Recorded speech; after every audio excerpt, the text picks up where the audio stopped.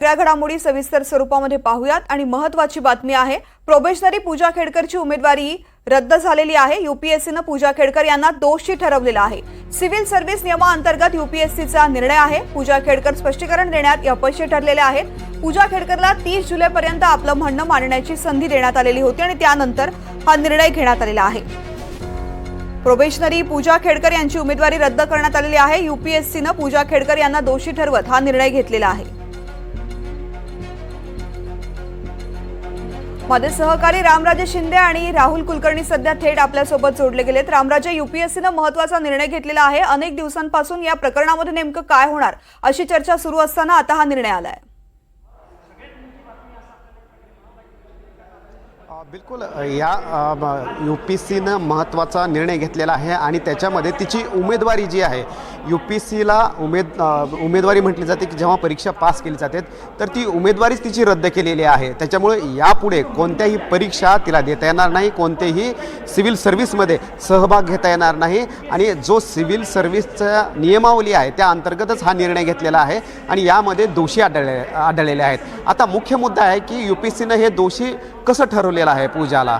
तर पहिला मुद्दा म्हणजे की यूपीएससीने अंतर्गत एक चौकशी सुरू केली गेली होती आणि पूजा खेडकर हिने कागदपत्राचा गैरवापर केलेला आहे का, बोगस कागदपत्र दिलेले आहेत का आणि त्याचबरोबर नावं वारंवार बदललेली आहेत का हे तपासण्याचं काम सुरू केलं गेलं होतं आणि साधारणतः 2009 पासून ते 2023 पर्यंतचे सर्व म्हणजे की 15,000हून अधिक उमेदवार जे आहेत त्यांची तपासणी केली आहे आणि त्यामध्ये इतर कोणतेही व्यक्ती जे आहेत ज्यांनी कागदपत्राचा गैरवापर केला किंवा नाव बदलले हे दिसून आलेलं नाही, केवळ पूजा खेडकर वगळता। त्यामुळे पूजा खेडकर यांनी नाव वारंवार बदलल्याचं हे स्पष्ट झालेलं आहे। हा पुरावा यूपीएससीला हाती लागलेला आहे आणि 15 वर्षातली संपूर्ण उमेदवारीची चाळणी केल्यानंतर हे स्पष्ट झालेलं आहे। त्यामुळे या मुद्द्याचा एक आधार घेण्यात आलेला आहे।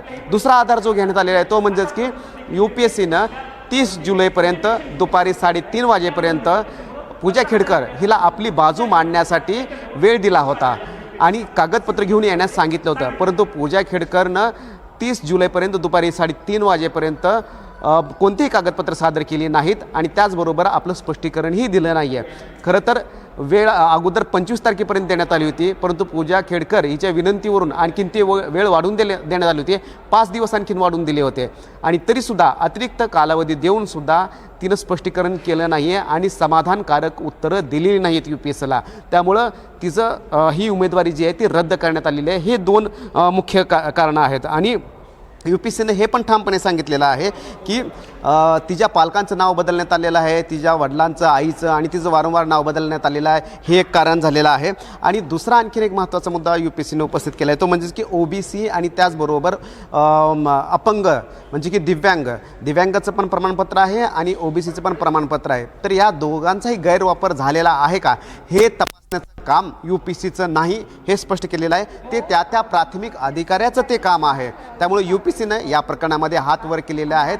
दिव्यांगाच्या संदर्भामध्ये डिसेबिलिटीज कमिशन, दिव्यांग मंत्रालय हे तपास करेल आणि कमिशन जे आहे ते पाहिल आणि दुसरं म्हणजेच की ओबीसी प्रमाणपत्राच्या संदर्भामध्ये ओबीसी कमिशन जे आहे ते तपास पुढे करेल असे सुद्धा संकेत देण्यात आलेले आहेत।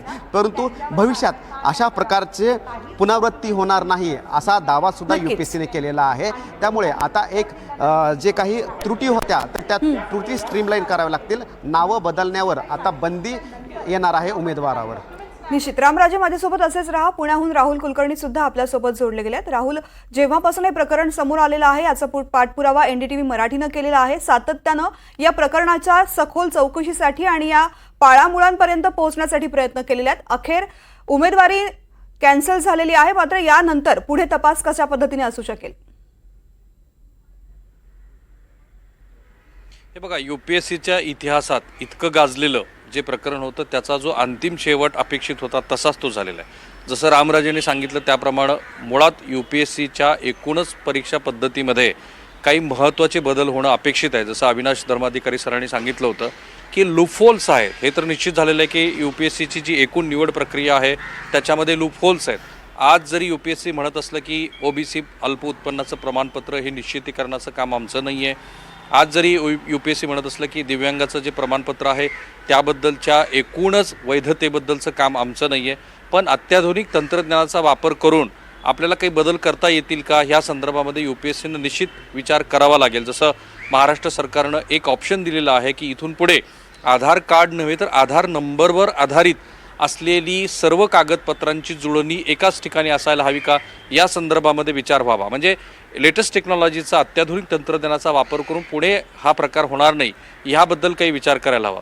सगळ्यात महत्त्वाची चर्चा जर या निमित्तानं झाली असेल तर ती ही आहे की UPSCच्या माध्यमातून सनदी सेवेत आल्यानंतर ज्या पद्धतीचा बडेजाव ह्या अधिकाऱ्यांना मिळतो आहे, ज्या पद्धतीच्या बडेजावाची अपेक्षा पूजानी व्यक्त केली होती आणि ज्यातनं हे सगळं प्रकरण बाहेर आलं, जे NDTVने या देशाला दाखवलं, तर त्याच्यात मूलतः काही बदल करता येतील का. जसं नैतिकतेचा एक पेपर आहे, पण त्या एकट्या पेपरवरती आधारित राहून तुम्ही ज्या गोष्टी अपेक्षित धरता तशा त्या होत नाहीत.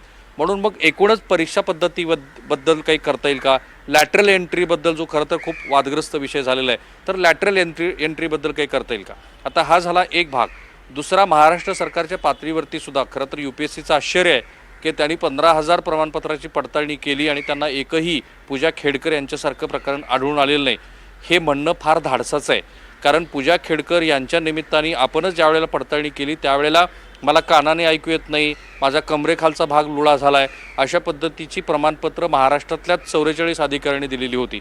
आता तुमच्याकडे स्वतंत्र यंत्रणा नाही असं तुम्ही म्हणत असताना आम्ही 15,000 प्रकरणांचा पाठपुरावा केला आणि पूजा खेडकर हे एक अपवादात्मक प्रकरण आहे हे म्हणणं अत्यंत चुकीचं आहे.